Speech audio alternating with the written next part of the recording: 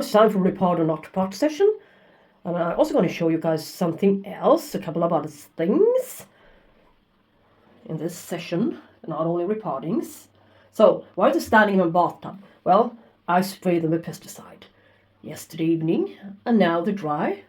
I even sprayed the flowers and the buds. As I got a little bit of thrips again, which are moving from flower to flower in my growing area. And here we have the Draculas. I'm trying to figure out how I'm gonna keep them.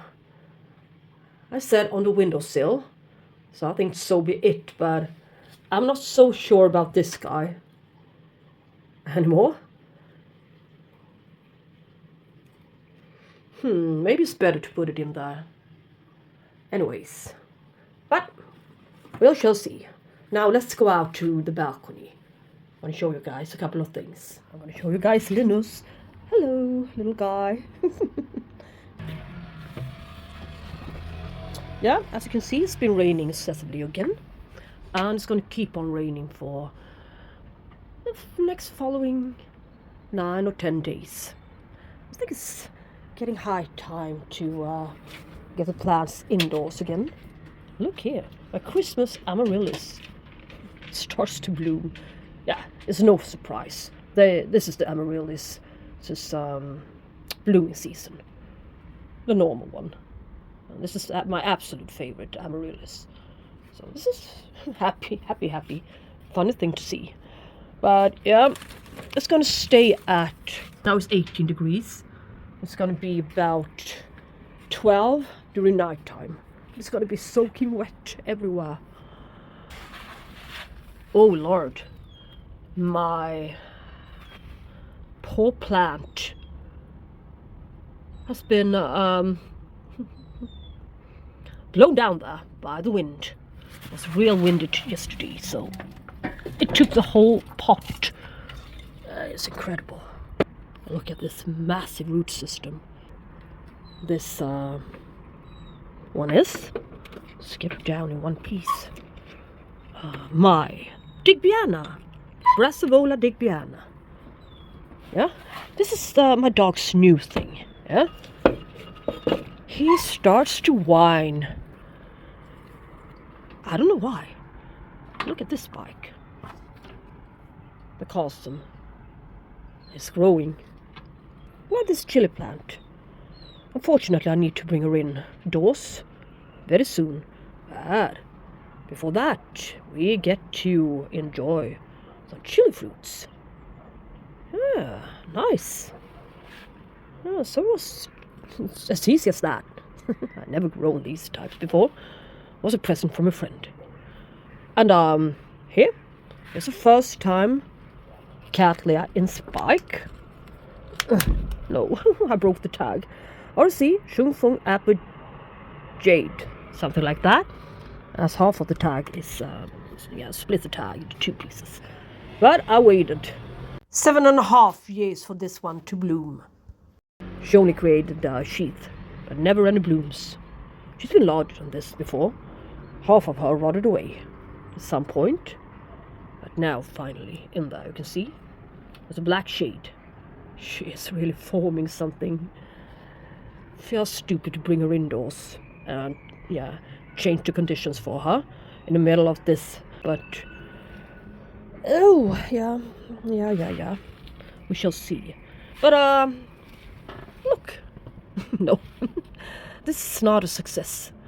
This is my Angerecum sesquipedale variation Bosserii. Look at this flower. It was open for, let me see, a couple of days' time.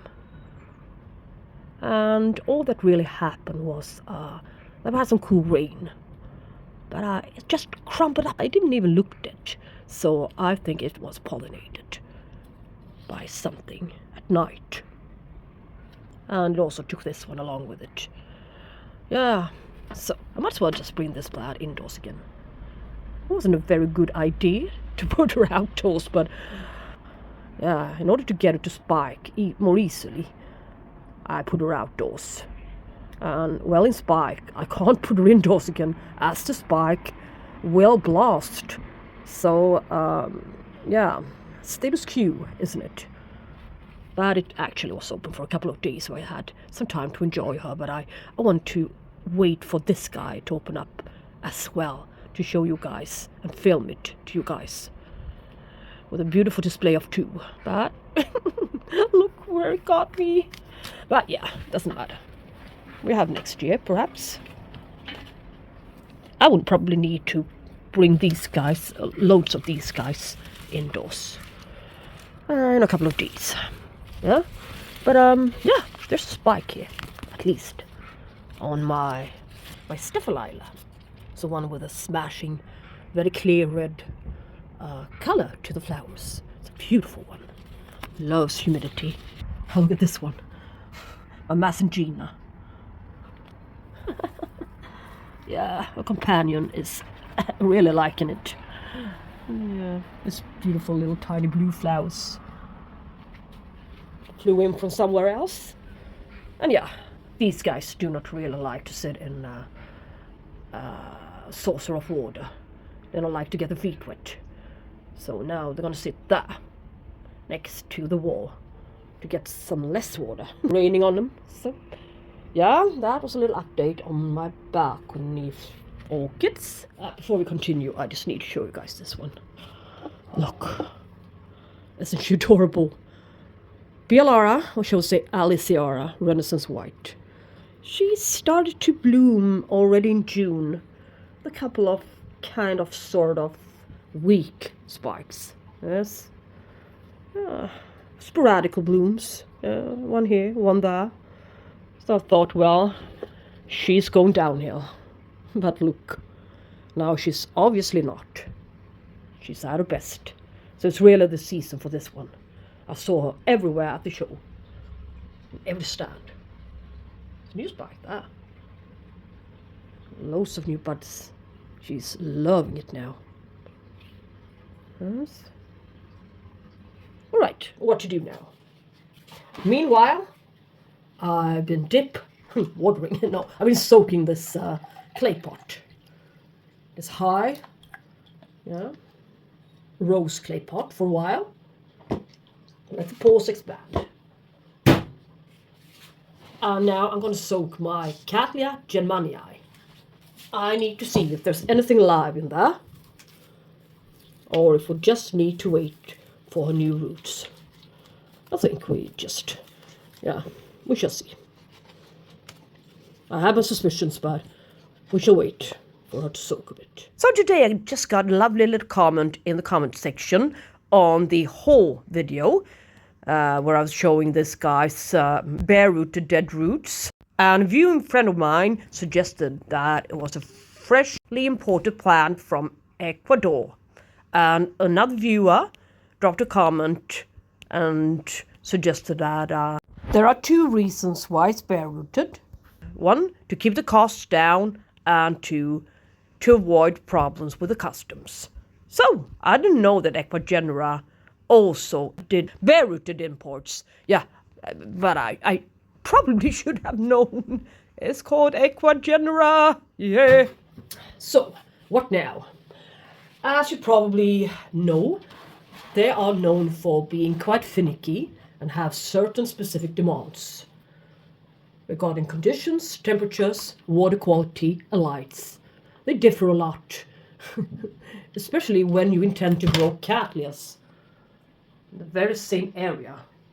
You really need to come up with solutions and tips and tricks. So, in order to maximize the water quality, I use this aquarium water conditioner. You can probably use any brand. This one is the one I use. So, if it's good for the fishes, it will also be good for the plants. Or at least it cannot harm the plants. I've been using this one for a couple of months now. And yeah, the plants are still doing great. So I'm going to keep on using it. And in order to minimize the chloramid, I always pour up the water in advance. Sometimes one day, sometimes a week, sometimes a month. The bottom line is that you use water which is poured up in advance in buckets or watering cans. Yes? That old method will also minimize the chloramid a little bit. Anyways, what about it? First of all, I'm going to cut off the spent spikes on this Dracula pubescens.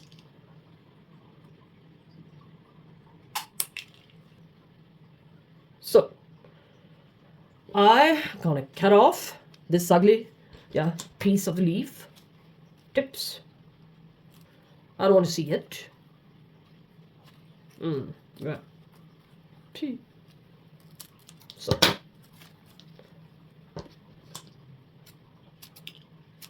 So, all the ugly stuff is gone. Now I'm going to give it a little bit of water. She's going to hang in one of the shadiest corners. This KG Orchids purchase is going to hang here. Now I know at least how long the flower spikes are going to get, as we saw the old spent flower. So, and hopefully it's not too light for her in here. Yeah, maybe hang her here instead. I'm not sure yet. It's going to be most appropriate. Don't want her to be sitting far too much light. Yes, but this can always be adjusted and arranged a little bit better soon. All right, what about the remaining Draculas? What do I have in store for them? Yeah, this glass cylinder. I'm going to take this warmer growing one, this Cattleya. Get her out from this pot. Put her down into this next pot. Add a little bit of this small sized bark. Look at the roots. It looks very neat. Just in case she decides to put out spikes from the bottom. I do not know, but we shall see. Yes. I bet we need a little bit of spag to fill up the free space now to the side. Just gotta soak it. Just add it to the sides where it's empty. And put it down into the cylinder. And I'm gonna pour some water down to the bottom. And what about my old Sully? This one seems to be emptied, always. So, it's going to be changes. I'm going to use a couple of pieces of bark. And this one. Only to the bottom. So it's in similar type of setups.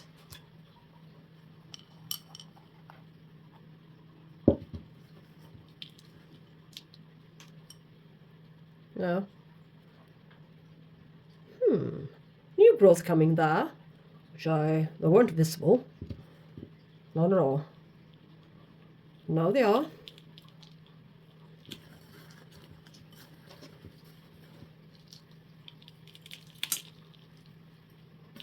Yeah, looks all right. And I didn't overwater this plant. It's just a little teeny weeny bit damp. It's just moisturized a little bit. This moss. But still, she can cope with it, which is a great thing. It's a promising thing. So, now down here you go.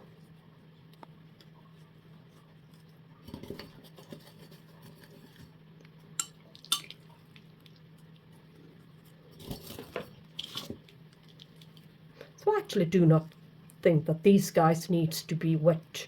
Soaking, dripping wet all of the times.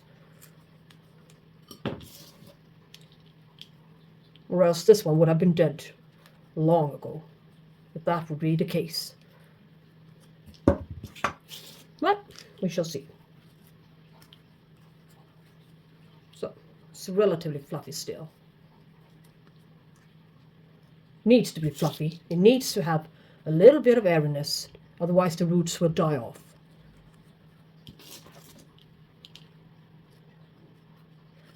I'm gonna fertilize them very, very lightly, extremely lightly.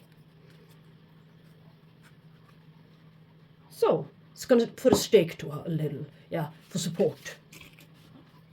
Just a tiny stake.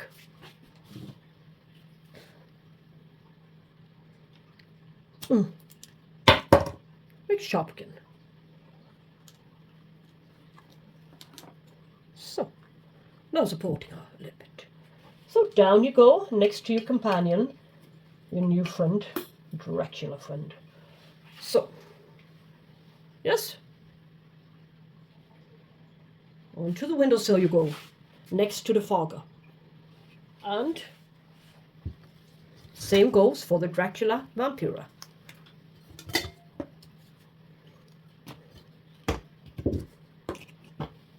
Into the same type of pot. A little bit of bark, and down you go. It's perfectly all right. Just a little bit of damp spag to the sides. Make her a little bit more stable. And the tag.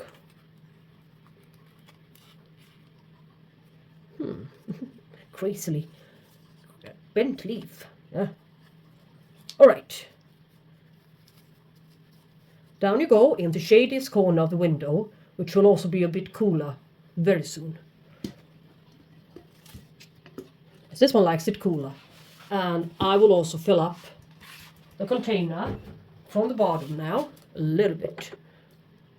I'm not going to pour too much water from above. I don't believe in that. So they'll need to soak from the bottom. Let's jump right over to the Cattleya Germanii. It's now been soaking for a while. Yeah, you can see, viable roots. Unfortunately, they stopped growing. And tip here. That's bad.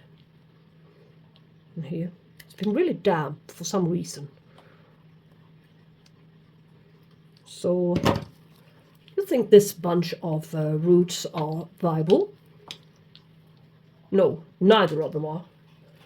I can tell she's relatively wrinkled. I was hesitating a bit on getting this one, so I didn't grab her the first thing I did, even though she was one of the first Cattleyas I saw when I got into the orchid show. I just, well, I don't know about the quality really. I'll wait a bit. That's my thought. So, yeah, I might as well just go like this. Cut it all off. Makes it easier. So, these are better. This one isn't. Just cut them off. Yeah. She will create another new beautiful root system before long, as a new growth is coming. So, I'm not so scared. I'm going to clean her off and get back to you. So, this is what's left of this plant. Plant's roots, I mean. Look. And this is not an uncommon sight. You can tell. She's bending. She doesn't have the strength to carry the leaves anymore. Yes. But the good part with Cattleya orchids is that they almost always bounces back in a couple of months' time. But before that, she will look even more terrible. But she will recover. It only needs a few new roots from that one. And I do not know if she's the type that puts out new roots as it's tiny, or if its new growth needs to be fully matured or halfway matured before she puts out her roots. Yes, we need to wait and see what happens. It's always good to know.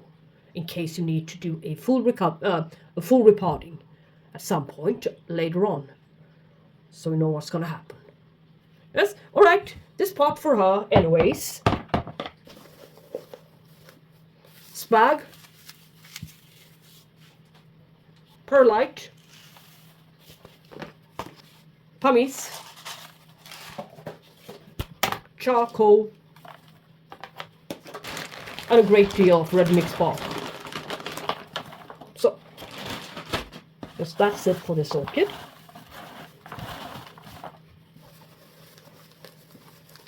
She's been used to be sitting in bark and growth stones. But as she's now in a clay pot, she will need some more hydration.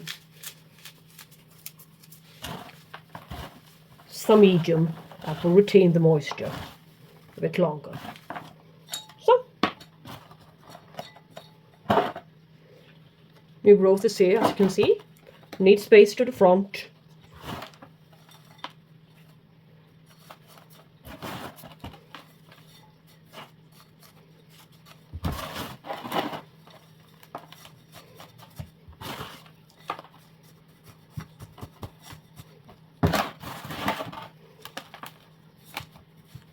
Still a fluffy medium,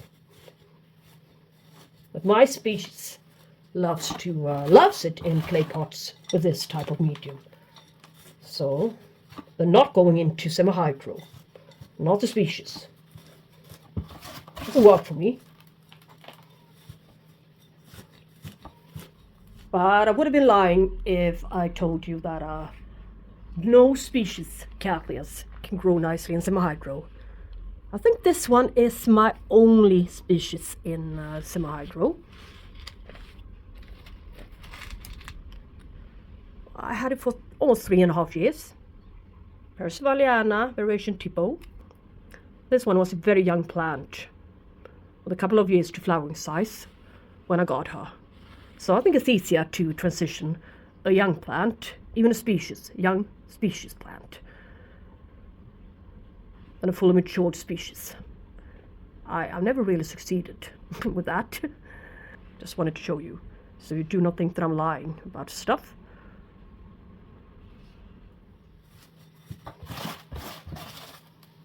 So, yeah, sufficient amount of medium I made.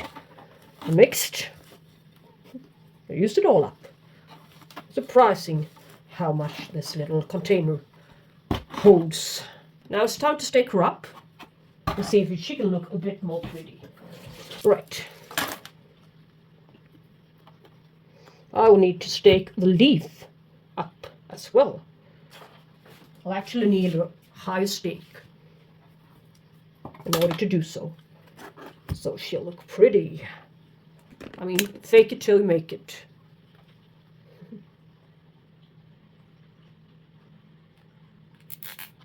Yes. Ah, she already looks prettier.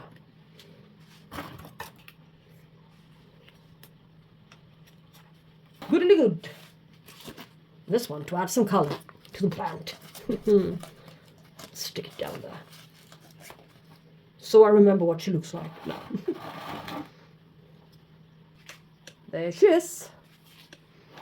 Looking like a Cattleya now. And nobody knows what's hiding underneath. What's next? What's next? It's this plant. Dracula.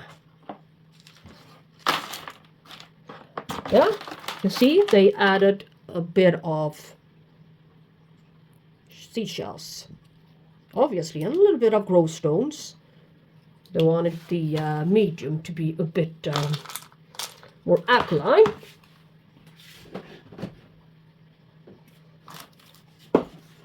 What do I want to do with the medium? I'm going to add a bit of perlite.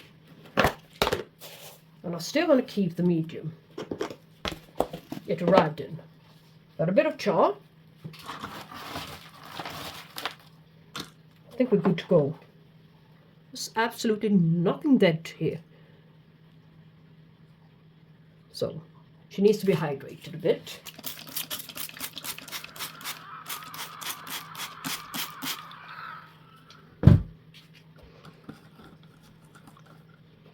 Be very careful with the root tips. Yes.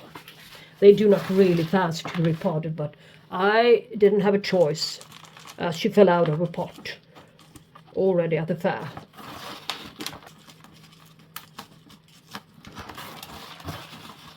But as she's in growing stage, it's a lot better.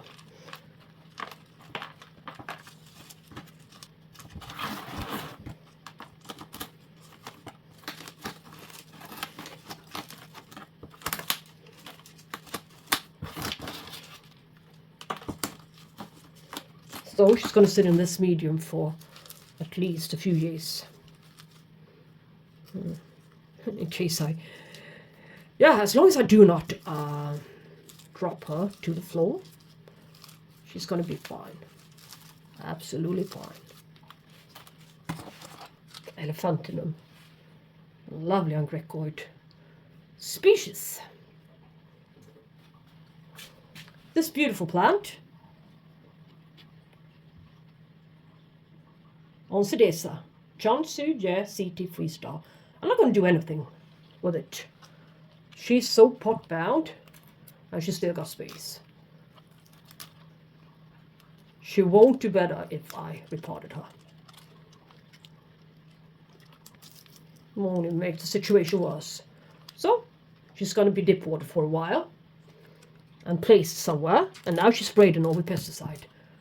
It will be fine, very fine. Yeah, while we're in the Oncidium tribe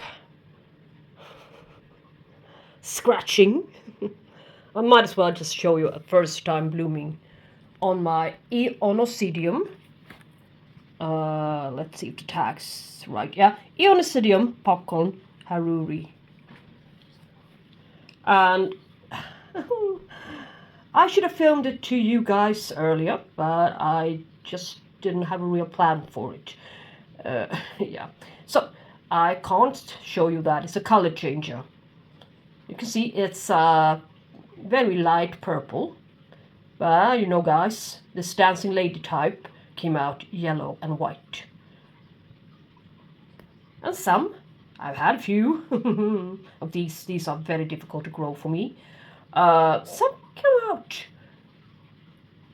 purple, and as the flowers age, they will become yellow and white. But with this particular plant, it's the other way around. She starts out with yellow flowers and ends it all, yeah, with this light purple shade. Yeah, I didn't have much hope and expectations on this one. It had scale, I probably still have. Nothing for almost 1.5 years. No spikes, I mean, until this one arrived. So, another lovely little Oncidium type. Yeah, over to something else. And I said I wasn't going to do anything with this plant. No, I don't think it's necessary. And then I'll tino in a bit of algae. I don't see any reason to repot it. It looks like it's got an expansive, great root system. Nothing really in active growth, as I do not see any green root tips. But they aren't always in active growth, these guys. It cannot be. So, this is perfectly normal. But what's not as normal as not being active growth all of the times is to produce a terminal spike. I simply just focused on this little cute leaf. I've seen that on orchids before, so I didn't really react, and I did not really expect to get a plant with a terminal spike. Because I never bought any fowl ever with a terminal spike. So I wasn't looking, and when you're not looking, you're missing stuff. So as far as I'm concerned, it normally means that the plant do no longer put her energy into new growth. It needs to survive at any cost, reproducing is the main focus for her from now on. Correct me if I'm wrong, but that's my thought on it. But why on earth? What's going on with her? Or is she just so strongly forced to bloom as she didn't know what to do with it? So in order to bloom a little bit more, she needed to create this spike. Yeah, so why was she so determined to reproduce? Why? She's not dying. She's got a perfectly healthy root system. Yeah, that's my thought on it. What's your thought on it? It would be very, very nice to see. And in my world, she cannot create any new leaves there. So there would need to be a couple of basil kikis. And they would take a long time to get into flower. Yeah. But flower spikes can still branch. But so where to put out a couple of new spikes from there? I don't think so. So I guess we'll need to wait for this plant's new flowering for a very long time. So I better take a lot of photos, as she is breathtaking. So, as I was focusing on how much my breath was taking, I did not focus on looking properly at the plant's condition. Yep. Let me know what you think about it. Drop a comment, please. I will really encourage you to do so, to tell me your story about what happened to your fowl with a terminal spike. Did it take long for it to create new spikes from the very same fan or plant? Or did she have to create kikis? Yeah, you see my point. I'm not gonna stress it any further. You know my question by now, I guess. Over to the next thing. And here we have the beautiful Paphiopedilum hirsutissimum.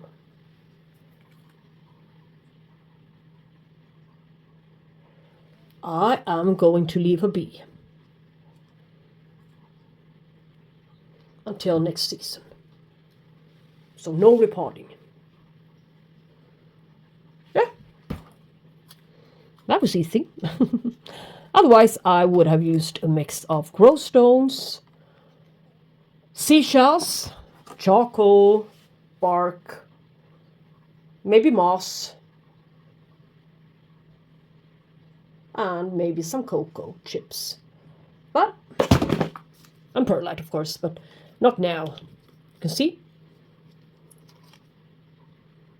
Seashells, cocoa, a small grey bark. She's doing great. I see no reason to disturb her now. I'll wait until spring. I just need to show you guys 3 more things. Path things before we close this video. Yeah. Look. My Paphiopedilum Rose Dawn hybrid, also referred to as the White Lady. Look. She's in bud. Again. Just wanted to show you. And this lovely yellow path is going to open up very soon, in just a few days' time. The last flower, yeah, recently wilted and dropped. She lasted for 4 whole months. So this one is going to last until Christmas, if we're lucky. I love this plant. And I also did get a comment on one of my shorts videos on this Fraxideniae. What's the difference between a Paphiopedilum and a Phragmipedium? Aside from that, they are from separate parts of the world. This one is from South America to Central America, and the paths are in the Southeast Asian region and surrounding areas such as parts of India and stuff like that. The frags grow new buds, new flowers from a stem. You can see? They're branching out the stem. They grow wide, very wide. And some of them, especially the ones with the longifolium as one of its parents, such as this one, yeah. And still they are tinier sized ones, such as this Phragmipedium Acus Beauty. It's a small flower sized one, as you can see, a nose spike there. So not all of them grow wide, but that was one of the reasons. And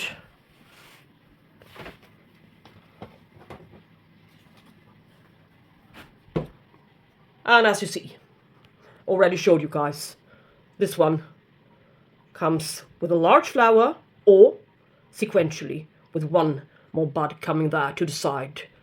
Blooms simultaneously with 2 flowers for a very short period.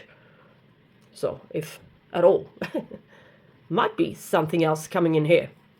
But as you can see, it's a very large flower bud. So, I don't think there will be sequential blooming even this time, as it didn't do that 1 month ago when it last bloomed. So it's very nice to receive comments in the comment section. So please do put down a question, put down a suggestion. It always helps, and it gets me thinking, really.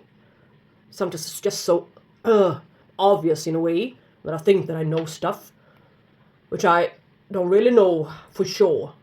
So it helps us all out. So put down a comment down below. Thanks for the comment and the question. Really helpful for many of us. And last but not least, something I need to stake, you assume, this beautiful Spicerianum hybrid. It's some sort of a real Spicerianum which has been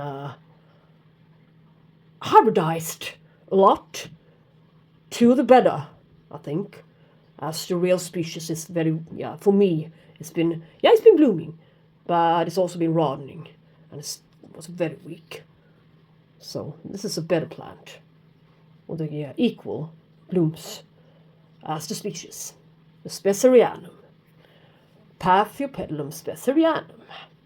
I like my paphs. I like all of my orchids. Yeah? Just like you do, I believe. Love your orchids. Alright, my orchid addiction friends. Let's call it a night, and we should talk soon, and hope you liked this video. If you did, give it a thumbs up. I'll suggest what you want me to upload next and stuff like that. Bye bye. Take care.